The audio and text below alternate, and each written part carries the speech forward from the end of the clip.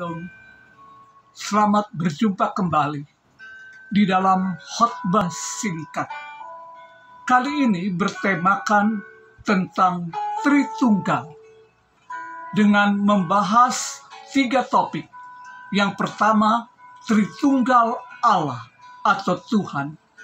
Yang kedua, Tritunggal Tuhan dan manusia dalam Yesus Kristus. Dan topik ketiga, Tritunggal Roh Kudus memperlengkapi orang percaya.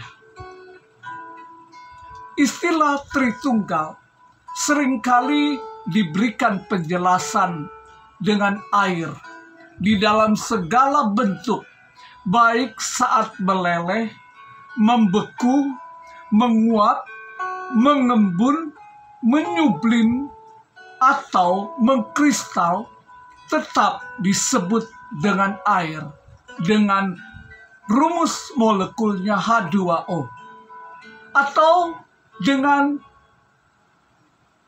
pendekatan kepada nama yang ada pada KTP, paspor, nomor pokok wajib pajak, kartu kredit. Banyak bentuknya, tetapi namanya satu. Saat ini, saya akan memberikan penjelasan mengenai Tritunggal yang Allah berikan kepada saya. Kita tahu Tritunggal Allah terdiri dari Bapa, Anak, dan Roh. Bapa disebut juga sebagai Allah Bapa, berfungsi untuk berfirman. Mulai dari penciptaan alam semesta dengan segala isinya. Mulai dari Kejadian pasal 1 ayat 1 sampai 3 dikatakan, pada mulanya Allah menciptakan langit dan bumi.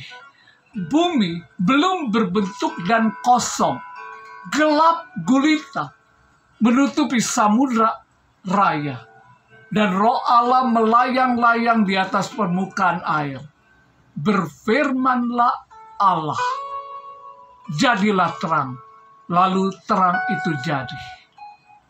Di dalam ayat ke-26 dikatakan, berfirmanlah Allah, baiklah kita menjadikan manusia menurut gambar dan rupa kita, supaya mereka berkuasa atas segala ciptaan yang Allah berikan.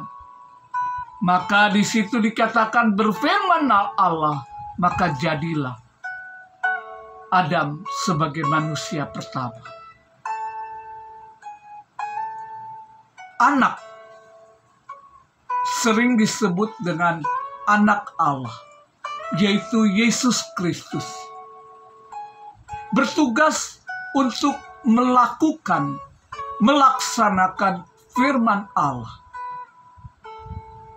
Kita tahu di dalam Yohanes pasal 1 ayat 14, firman itu telah menjadi manusia dan diam di antara kita, dan kita telah melihat kemuliaannya.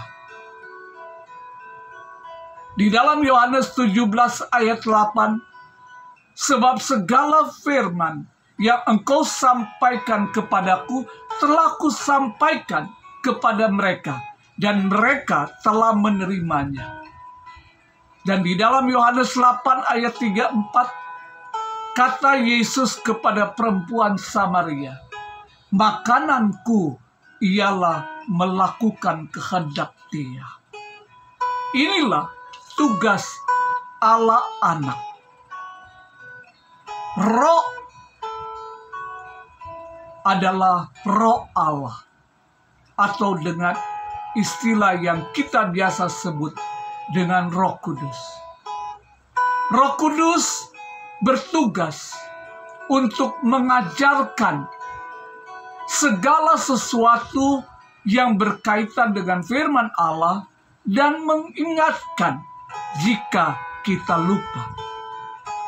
Di dalam Yohanes pasal 14 ayat 26 dikatakan, penghibur yaitu Roh Kudus yang akan diutus oleh Bapa dalam namaku, dialah yang akan mengajarkan segala sesuatu kepadamu dan akan mengingatkan kamu akan semua yang telah kukatakan kepadamu.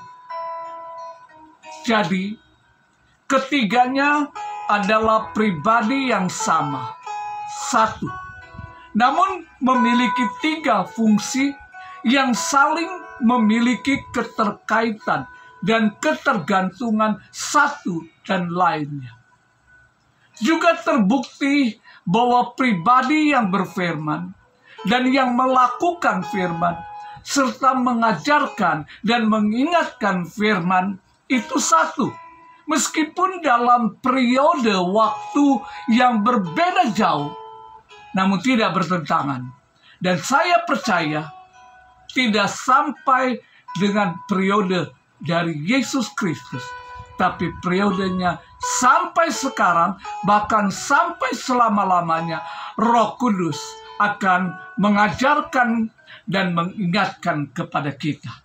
Sehingga apa yang dikatakan di dalam Ibrani 13 ayat 8, Yesus Kristus tetap sama.